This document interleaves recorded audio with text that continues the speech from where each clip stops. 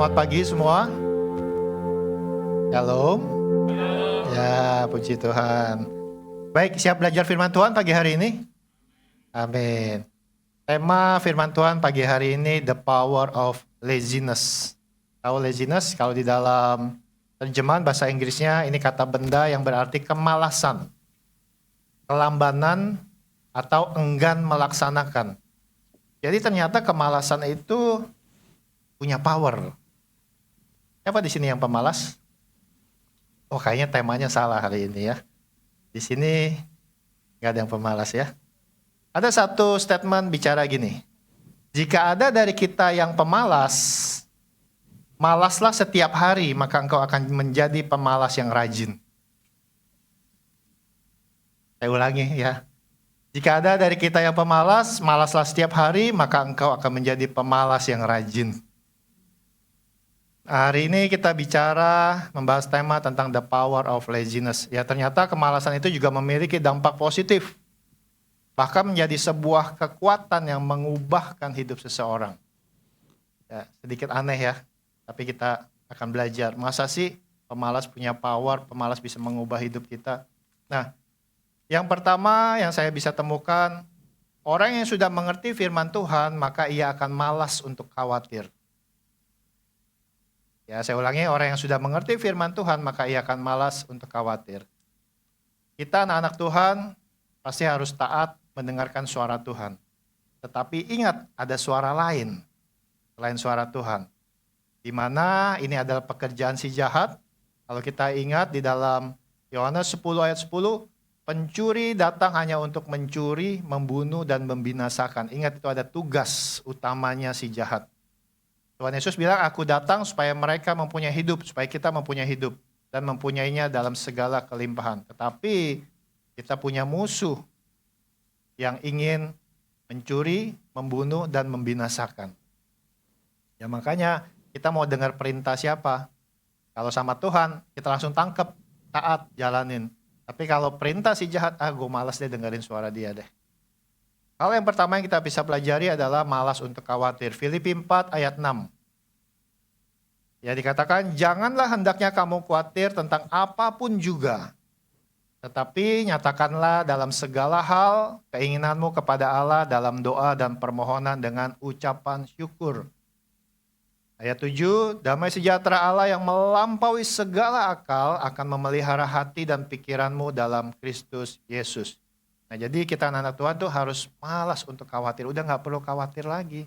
Karena dikatakan damai sejahtera Allah yang melampaui segala akal. Itu akan memelihara hati dan pikiran kita dalam Kristus Yesus.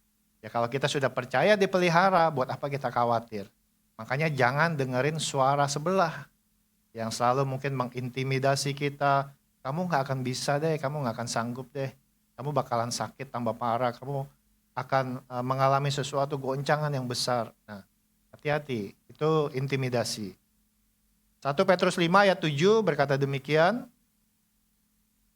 Serahkanlah segala kekhawatiranmu kepadanya, kepada Tuhan. Ya, serahkan, sebab ia yang memelihara kamu. Ayat ini juga menegaskan. Ya, serahkanlah segala kekhawatiranmu. Apa segala kekhawatiran kita? Apa yang menjadi kekhawatiran kita? Serahkan sama Tuhan. Sebab ia yang memelihara kamu. Ya, Matius 6 ayat 27 berkata, siapakah di antara kamu yang karena kekhawatirannya dapat menambahkan sehasta saja pada jalan hidupnya? Siapa? Saya juga pernah mengalami titik-titik terendah pada saat itu. Secara manusia saya mengalami kekhawatiran. Tapi itu gak menjadi solusi. Itu gak menambah sehasta saja. Ya seperti firman Tuhan bilang ini, siapakah di antara kamu karena kekhawatiran dapat menambahkan sehasta saja jalan hidup? Gak ada. Ya, jadi apa gunanya khawatir? Gak ada gunanya selain merugikan diri kita. Mazmur 55 ayat 22 juga ditegaskan demikian. Serahkanlah khawatirmu kepada Tuhan, maka ia akan memelihara engkau. Tidak untuk selama-lamanya dibiarkannya orang benar itu goyah. Nah, kata orang benar, yaitu adalah orang yang mengerti dan menjadi pelaku firman. Kalau kita sudah mengerti dan menjadi pelaku firman, Orang yang demikian itu dipelihara Tuhan, dan kalaupun kita mengalami suatu tantangan atau masalah, Tuhan tidak akan berlama-lama membiarkan kita goyah. Ini konteks dipelihara Tuhan. Ya makanya, serahkanlah khawatirmu kepada Tuhan, maka Ia akan memelihara engkau. Tidak untuk selama-lamanya dibiarkannya orang benar itu goyah. Jadi apa gunanya kita khawatir? Tidak ada gunanya. Ada survei mengatakan demikian. 90% penyakit itu berasal dari pikiran. Nah, waktu pandemi kemarin, ternyata banyak orang yang mati itu karena ketakutan, bukan karena kena COVID-nya. Tapi karena ketakutan, karena stres dan depresi. Bisnisnya nggak jalan, mungkin dia dengar opanya meninggal, mungkin dia dengar tetangganya udah positif kena virus, dia khawatir. Ya 90% penyakit itu berasal dari pikiran. Terbukti orang gila, orang gangguan jiwa, makan apapun tetap sehat, benar? Ya, karena apa? Karena hatinya senang. Lihat kan orang gila suka lihat di pinggir jalan dia ketawa sendiri ya. Kadang nggak pakai baju, nggak masuk angin tuh. Kita udah pakai baju aja masih masuk angin, mesti dikerokin, ya merah semua tuh. Dia nggak pernah masuk angin, dia nggak pernah sakit. Waktu COVID, kita nggak pernah dengar orang gila kena COVID. Ya jadi pikiran. Nah makanya hati-hati dengan kekhawatiran. Nah iblis tahu celah membuat kita khawatir, membuat kita semakin drop. Pada saat kesehatan kita drop, semua yang ada di bidang pekerjaan kita, di bidang harian kita yang kita urus, pasti akan terbengkalai. Nah akhirnya ujung-ujungnya berantakan, ujung-ujungnya masalah. Ya, jadi iblis itu mencuri, membunuh, membinasakan. Ya, makanya hati-hati dengan kekhawatiran. Nah, orang yang malas khawatir, maka hidupnya cenderung sehat. Jadi malaslah untuk khawatir. Nah bagaimana jika sudah terlanjur, Pak, saya udah terlanjur nih Pak, sekarang saya ada masalah. Saya udah salah jalan, saya udah terjebak dalam sebuah masalah yang harus dipertanggungjawabkan. Sehingga membuat kita setiap hari menjadi khawatir, karena ada masalah. Nah, firman Tuhan mengajarkan kita datang kepada Tuhan. Berdoa, minta ampun. Belajar dari Daud, berapa banyak dia bikin kesalahan. Dia datang kepada Tuhan, tersungkur di kaki Tuhan. Dia minta ampun. Berapa banyak Tuhan pulihkan Daud. Padahal kesalahannya bukan kesalahan kecil. Membunuh bawahannya pun sudah dilakukan sama Daud. Ngambil istri orang pun sudah dilakukan sama Daud. Tapi kenapa Daud diizinkan dipulihkan? Karena dia mengakui kesalahannya, dia tersungkur di kaki Tuhan, dia minta ampun. Nah, datang kepada Tuhan, berdoa minta ampun, pulihkan gambar diri kita. Jadi pada saat kita datang sama Tuhan, minta ampun, di saat itu juga gambar diri kita harus pulih. Jangan udah minta ampun, kita udah serahkan segala kesalahan kita di kaki Tuhan, tapi kita masih berasa salah. Kita masih berasa berdosa. Artinya gambar dirinya belum pulih. Makanya banyak orang dalam masalah muter-muter di situ, karena dia nggak memulihkan gambar dirinya. Nah makanya datang kepada Tuhan, berdoa minta ampun, sungguh-sungguh. Dan pulihkan gambar diri untuk kembali menjadi orang benar. Makanya ayat tadi berkata, tidak untuk selama-lamanya dibiarkannya orang benar itu goyah. Ya karena Tuhan memelihara. Nah, makanya konsep orang benar ini bicara identity, bicara identitas. Jadi pada saat kita sudah datang ke kaki Tuhan, kita berdoa dan minta ampun, melepaskan dan berjanji sama Tuhan, saya nggak akan buat lagi seperti ini. Saya mau jadi orang benar.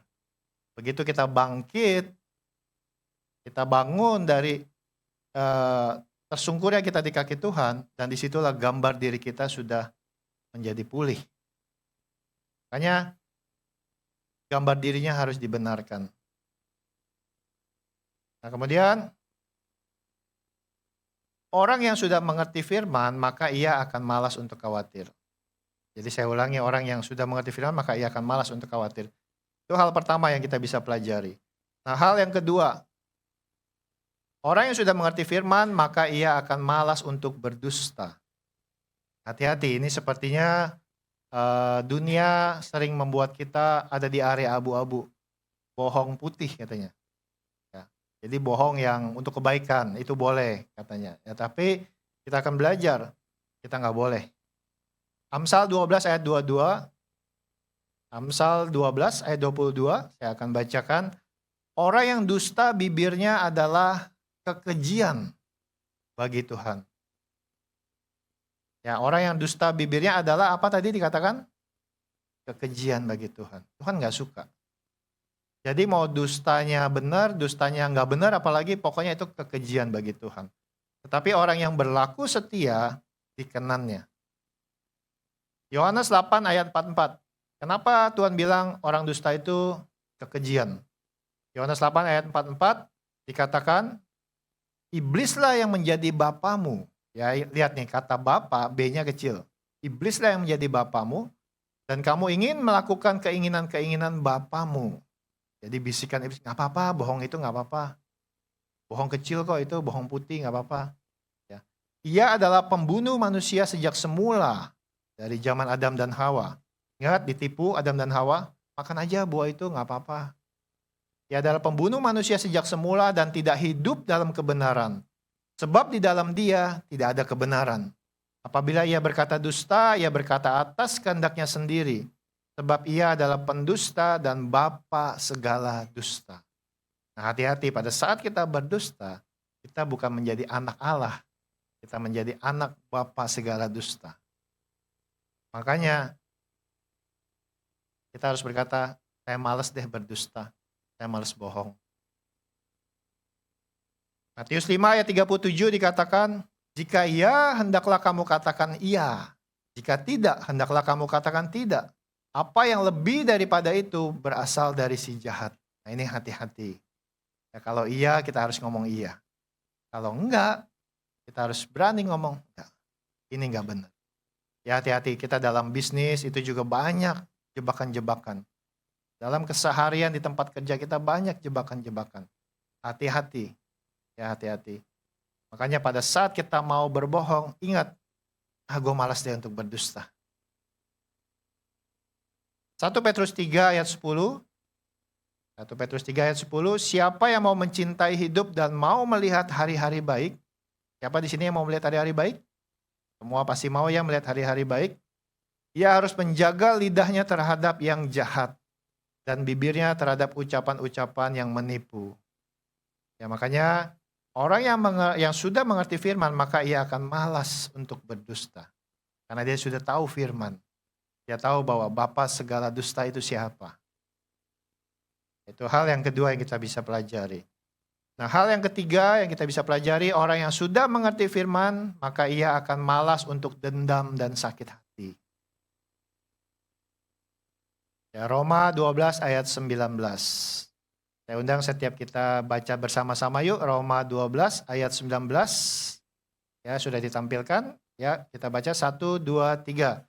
Saudara-saudaraku yang kekasih, janganlah kamu sendiri menuntut pembalasan, tetapi berilah tempat kepada murka Allah, sebab ada tertulis, pembalasan itu adalah hakku, akulah yang akan menuntut pembalasan, firman Tuhan.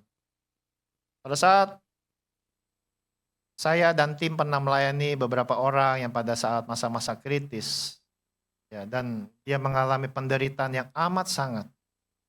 Ternyata ada sesuatu dendam dan sakit hati yang disimpan seumur hidupnya. Dan itu membuat dia sangat menderita dengan sakitnya. Susah untuk disembuhkan, susah untuk dilepaskan. Dan pada akhirnya pada saat dikorek semuanya, dan dia mengakui bahwa dia punya dendam dan sakit hati terhadap seseorang. Pada saat kita doakan akar permasalahannya, disitulah dia mulai merasakan ketenangan. Dan akhirnya dia bisa pergi dengan damai. Nah, ini hati-hati dengan dendam dan sakit hati. Ya, itu ada suatu kepahitan yang merugikan kita sendiri. Orang lain yang bikin salah, tetapi kita yang menghukum diri sendiri. Ruginya di kita. Ya, hati-hati dengan dendam dan sakit hati. Katakan tadi, jangan ambil haknya Tuhan, karena pembalasan itu adalah hakku. Walaupun kita merasa benar yang salah itu orang, kita nggak usah punya dendam sama dia atau sakit hati. Biar Tuhan yang berperkara sama orang tersebut. Ya, akulah yang akan menuntut pembalasan, firman Tuhan. Efesus 4 ayat 31 dijelaskan demikian. Efesus 4 ayat 31, segala kepahitan, kegeraman, kemarahan, pertikaian, dan fitnah hendaklah dibuang dari antara kamu, demikian pula segala kejahatan. Tetapi hendaklah kamu ramah seorang terhadap yang lain, penuh kasih mesra dan saling mengampuni. Bagaimana Allah di dalam Kristus telah mengampuni kamu. Kalau kita menyerahkan hidup kita kepada Kristus, artinya kita menerima Dia sebagai juru selamat. Artinya kita sudah ditebus, kita sudah diampuni. Masakan kita nggak mau mengampuni orang yang bersalah sama kita? Tuhan aja sudah mengampuni kita. Ya makanya dendam itu tidak menghasilkan kebaikan. Pilihlah untuk mengampuni. Ya, saya berharap jemaat NIC nggak ada yang punya dendam.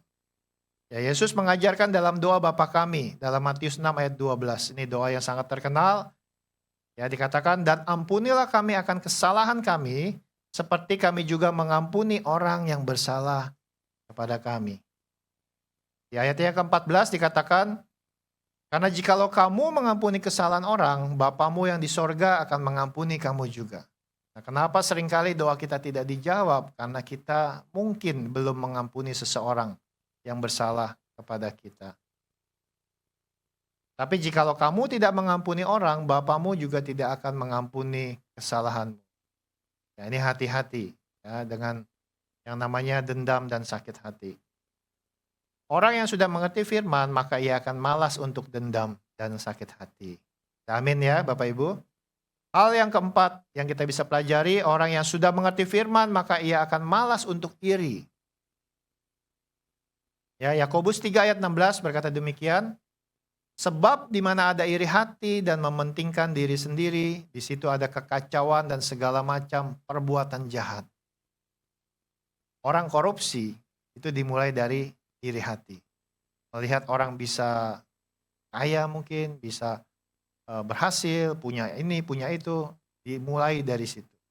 Ya, hati-hati.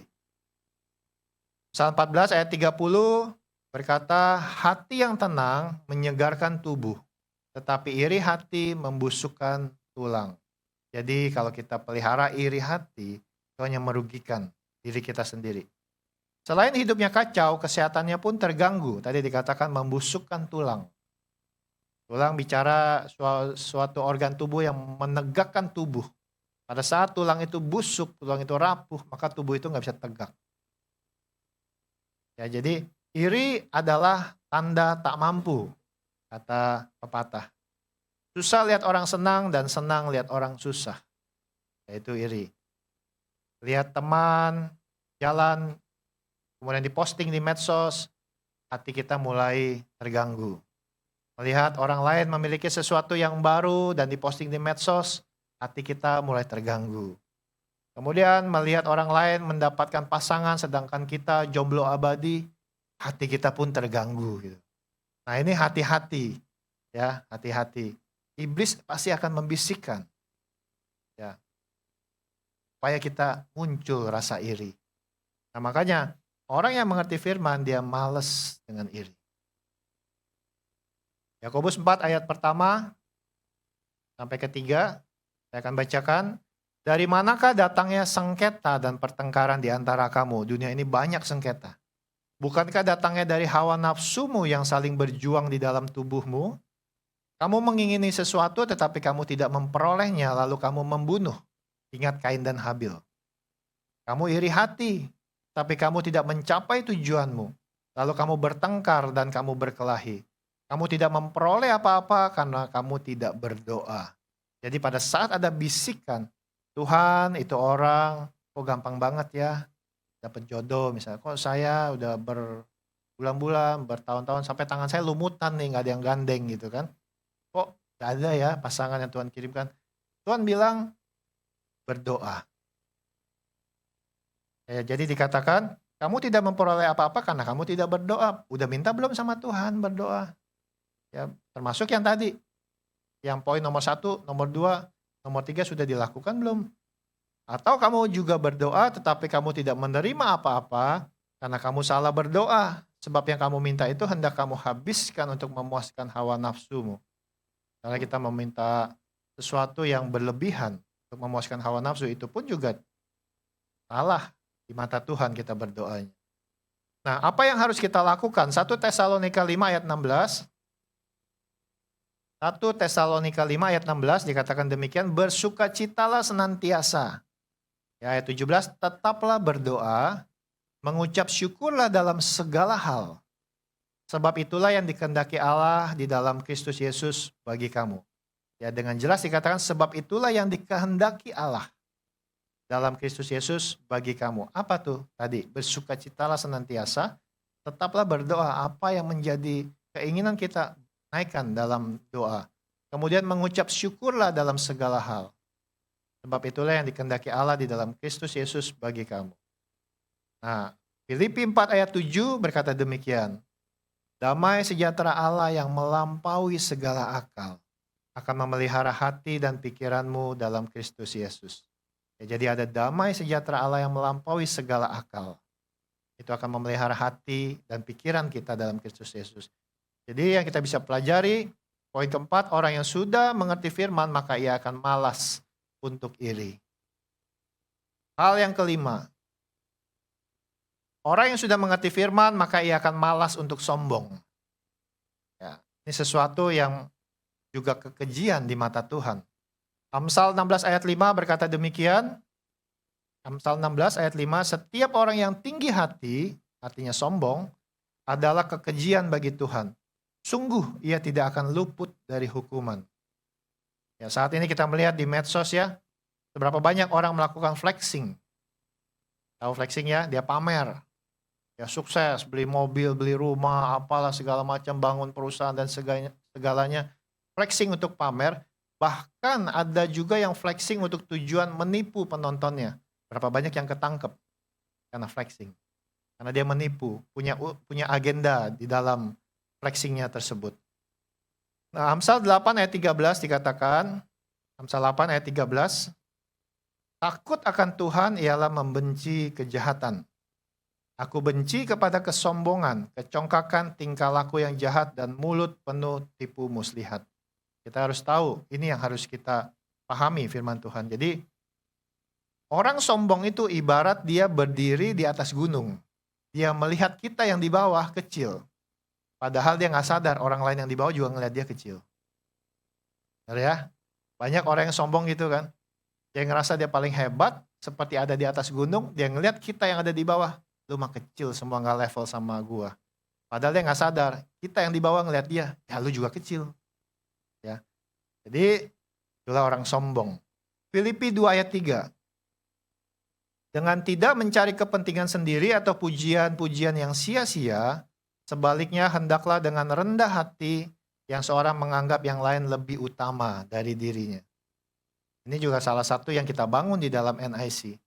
Kita tidak mencari pujian untuk diri sendiri, tetapi kita belajar untuk menganggap yang lain lebih utama dari diri sendiri. Dan dikatakan, dan janganlah tiap-tiap orang hanya memperhatikan kepentingannya sendiri, tetapi kepentingan orang lain juga. Jadi orang yang sudah mengerti firman, maka ia akan malas untuk sombong. Itu yang kelima. Yang keenam, ini hal-hal yang sering terjadi dalam kehidupan sehari-hari. Orang yang sudah mengerti firman, maka ia akan malas untuk bertengkar. Berapa banyak orang hobinya bertengkar? Di jalan raya pun bisa bertengkar. Di dalam gereja pun bisa bertengkar. Di dalam rumah tangga, udah ada di dalam satu rumah, tidur satu kamar, satu ranjang pun sering bertengkar. Amsal 17 ayat 19 berkata, siapa suka bertengkar, suka juga kepada pelanggaran. Siapa memewahkan pintunya, mencari kehancuran. Jadi pintu pertengkaran itu menjadi suatu kebanggaan buat dia. Nah, sering banyak orang tuh suka sekali bertengkar. Seringkali dia gini, dia selalu melihat masalah dalam setiap solusi. Bukan melihat solusi dalam setiap masalah. Ya, bisa dipahami ya. Dalam sebuah solusi dia selalu melihat masalah, bukan solusinya. Harusnya dalam setiap masalah kita justru melihat solusi yang ada di dalamnya. Jadi mau dikasih solusi apa aja selalu salah. Karena yang dilihat masalah. 2 2 Timotius 2 ayat 23. 2 Timotius 2 ayat 23 dikatakan demikian, hindarilah soal-soal yang dicari-cari. Berapa banyak kita cari-cari masalah terus. Ya, hindarilah soal-soal yang dicari-cari, yang bodoh dan tidak layak. Engkau tahu bahwa soal-soal itu menimbulkan pertengkaran. Ayat 24, sedangkan seorang hamba Tuhan tidak boleh bertengkar. Kalau kita sudah menjadi hamba Tuhan, tidak boleh bertengkar. Tetapi harus ramah terhadap semua orang. Artinya yang baik maupun yang tidak baik. Harus ramah. Ia harus cakap, mengajar, sabar, dan dengan lemah lembut dapat menuntun orang yang suka melawan. Jadi kalau ditemukan ada orang yang suka melawan, harus dengan lemah lembut menuntun orang tersebut. Itulah hamba Tuhan. Di sini tim pastoral harus pahami ini. Jadi kalau ketemu orang yang suka melawan, harus dengan lemah lembut menuntun orang tersebut. Sebab mungkin Tuhan memberikan kesempatan kepada mereka untuk bertobat dan memimpin mereka sehingga mereka mengenal kebenaran. Ayat 26, dan dengan demikian mereka menjadi sadar kembali karena terlepas dari jerat iblis yang mengikat mereka pada kehendak. Mungkin orang itu sedang dibisikkan oleh si jahat.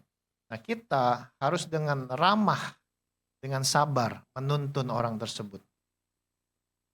Kalau kita hamba Tuhan harus melakukan itu. Kalau kita tidak melakukan itu berarti kita bukan hamba Tuhan, berarti kita hamba si jahat. Ya. Ada pepatah demikian. Lebih baik menyalakan lilin daripada mengutuk kegelapan. Saya ulangi, lebih baik menyalakan lilin daripada mengutuk kegelapan. Kalau kita sedang ada dalam masalah, ada dalam suatu kondisi gelap, daripada mengutuki diri kita, mengutuki kondisi kita, lebih baik nyalakan lilin, walaupun itu baru lilin, belum lampu. Ya, lebih baik menyalakan lilin daripada mengutuki kegelapan. Artinya menggerutu, mengeluh, memaki-maki. Begitu juga kalau ada orang lain yang mungkin dia sedang dalam kegelapan, tidak ada tersingkap kebenaran firman Tuhan di dalam dirinya, lebih baik kita menyalakan lilin buat dia daripada kita mengutuki dia.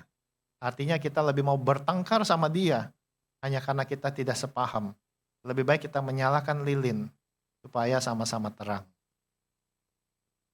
Nah, jadi malas untuk bertengkar, itu adalah poin yang keenam. Jadi orang yang sudah mengerti firman maka ia akan malas untuk bertengkar.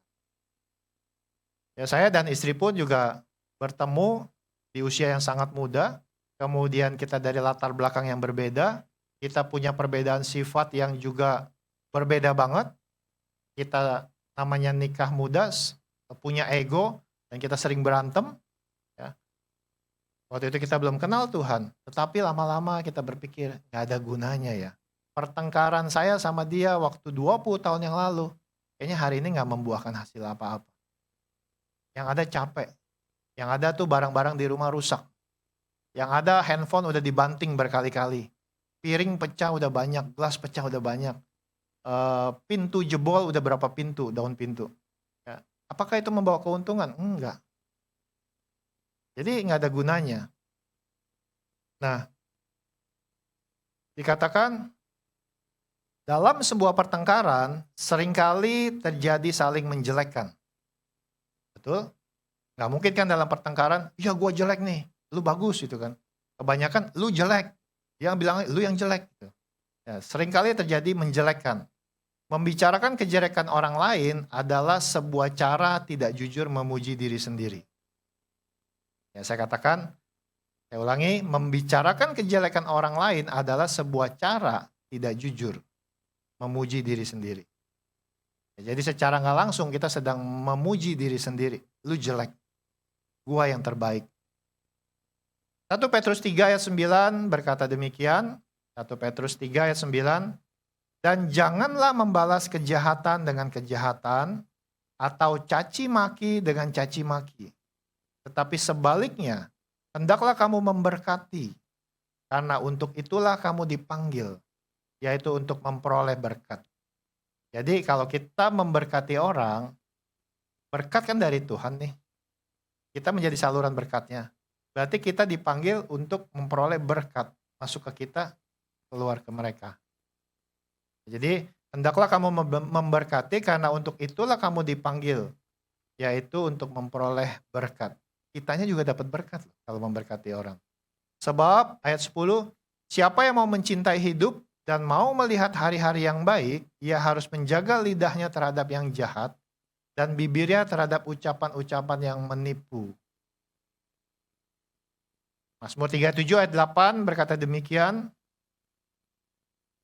Mazmur 37 ayat 8, berhentilah marah dan tinggalkanlah panas hati itu. Jangan marah, itu hanya membawa kepada kejahatan. Sebab orang-orang yang berbuat jahat akan dilenyapkan, tetapi orang-orang yang menanti-nantikan Tuhan akan mewarisi negeri. Siapa yang mau mewarisi negeri di sini? Siap kita pasti mau. Makanya berhentilah marah, tinggalkanlah panas hati itu. Jangan marah karena itu hanya membawa kepada kejahatan. Ya hati-hati. Jadi makanya orang yang sudah mengerti firman Tuhan maka ia akan malas untuk bertengkar. Roma 12 ayat 18 dikatakan, sedapat-dapatnya kalau hal itu bergantung padamu, hiduplah dalam perdamaian dengan semua orang. Dari orang yang terdekat sampai orang yang terjauh mungkin. Ya, jadi sedapat-dapatnya kalau itu bergantung sama kita, hiduplah dalam perdamaian dengan semua orang. Katanya Kristen kasih. Katanya murid Kristus itu diajarkan kasih. Mana kasih? Kenapa hobinya bertengkar? Ya, makanya di sini kita harus paham bahwa orang yang sudah mengerti firman, maka ia akan malas untuk bertengkar. Nah, sebenarnya masih ada satu poin lagi, tapi mungkin di sesi selanjutnya saya akan bahas. Ini mengenai orang yang sudah mengerti firman, maka ia akan malas untuk mengeluh, menggerutu atau bersungut-sungut. Ingat, bangsa Israel membutuhkan waktu 40 tahun untuk keluar dari Mesir. Hanya karena apa? Hanya karena dia bersungut-sungut, menggerutu dan mengeluh. Nah, seringkali dalam hidup kita nggak pernah keluar dari masalah kita. Karena seringkali kita bersungut-sungut, mengeluh. Nggak pernah muncul dalam mulut kita ucapan syukur. Nah, ini hati-hati. Apa yang kau ucapkan di tengah-tengah masalahmu menentukan seberapa lama engkau dalam masalah tersebut. Ya, saya ulangi. Apa yang kau ucapkan di tengah-tengah masalahmu itu akan menentukan seberapa lama kau dalam masalah tersebut. Ya, jadi dari semua yang kita pelajari hari ini, untuk yang poin yang selanjutnya itu mungkin di sesi berikutnya saya akan bahas. Tetapi saya mau tutup dengan satu firman Tuhan, Yakobus 1 ayat 22. Yakobus 1 ayat 22, tetapi hendaklah kamu menjadi pelaku firman dan bukan hanya pendengar saja. Sebab jika tidak demikian, kamu menipu diri sendiri. Saya pernah sampaikan di mimbar ini juga, orang yang menipu biasanya tuh orang yang mau minterin orang lain. Artinya orang lain dianggap bodoh. Nah, kalau di ayat firman Tuhan ini dibilang, jika tidak demikian, kamu menipu diri sendiri. Berarti sebenarnya kita sedang membodohi diri sendiri. Ya. Saya berdoa setiap kita jangan menjadi orang bodoh. Karena firman Tuhan banyak memberikan tuntunan dalam hidup kita. Hikmat Tuhan tuh membuat kita terbuka matanya. Membawa kita terus naik, bukan turun menjadi kepala dan bukan ekor. Ya. Jadi orang yang mengerti firman, maka ia akan melakukan firman tersebut. Karena ia mengerti firman tersebut memiliki janji kehidupan. Bahkan kehidupan yang kekal. Ya, dalam kehidupan kita sehari-hari, tapi ingat, ada musuh yang selalu mengincar. Yang tidak ingin kita masuk ke dalam kehidupan kekal. Yang tidak ingin kita menerima berkat-berkat Tuhan. Ya, Yohanes 10 ayat 10 yang tadi kita baca, pencuri datang hanya untuk mencuri dan membunuh dan membinasakan. Itu pencuri si jahat. Aku, kata Tuhan Yesus, datang supaya kita mempunyai hidup dan mempunyainya dalam segala kelimpahan. Bukan sekadar hidup tapi juga kelimpahan. Itu yang Tuhan inginkan. Kelimpahan gak bicara tentang hanya semata-mata materi, kelimpahan sukacita, kelimpahan damai sejahtera, kelimpahan kesehatan, kelimpahan anak-anak yang bertumbuh seperti tunas pohon zaitun, kelimpahan akan kebaikan, dikelilingi oleh orang-orang yang baik. Itu juga kelimpahan. Ya, jadi bangunlah rasa malas untuk khawatir, rasa malas untuk berdusta, rasa malas untuk dendam dan sakit hati, rasa malas untuk iri, rasa malas untuk sombong, dan rasa malas untuk bertengkar. Yang miliki ini semua, saya jamin hidup kita akan berubah. Hidup kita akan melihat kemuliaan Tuhan terjadi atas kehidupan kita. Pada saat kita malas melakukan hal-hal ini. Ya, jadi udah mengerti semua, belajar sesuatu hari ini? Ya, jika ada dari kita yang pemalas, malaslah setiap hari, maka engkau akan menjadi pemalas yang rajin. Siapa di sini yang mau jadi pemalas? Sekarang mau ya? Pemalas atas bisikan si jahat. Ya, jadi Bapak Ibu Saudara akan menjadi pemalas yang rajin. Artinya rajin sini menekankan firman Tuhan dalam kehidupan kita sehari-hari. Kita malas mendengarkan bisikan si jahat. Mari kita bersatu dalam doa.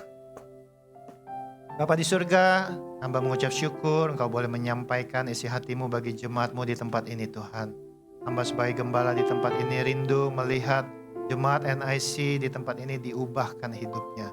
Bahkan bukan hanya diberkati di muka bumi ini, mereka juga memperoleh kehidupan kekal di surga. Tuhan, sayangi mereka, jagai mereka, mampukan mereka dalam melakukan firman Tuhan dalam kehidupan mereka sehari-hari. Hamba rindu Tuhan, mereka diberkati baik secara jasmani, secara rohani, secara jiwani. Dan hamba juga berdoa dalam apapun yang mereka kerjakan, mereka lakukan dalam keseharian, Engkau Allah yang memberkati setiap mereka. Biarlah hari ini kami semua mengerti akan rasa malas yang negatif yang kami pelajari pada hari ini Tuhan. Dan sungguh kami hanya mau mengikuti menjadi pelaku firman dalam kehidupan kami sehari-hari. Terima kasih Bapa, hamba selesai berbicara, tetapi biarlah Roh Kudus-Mu yang terus bekerja kepada pribadi lepas pribadi di tempat ini. Terima kasih Bapa, kami serahkan acara selanjutnya ke dalam tangan kasih-Mu, hanya di dalam nama Tuhan kami Yesus Kristus. Kami sudah berdoa dan mengucap syukur. Haleluya. Amin.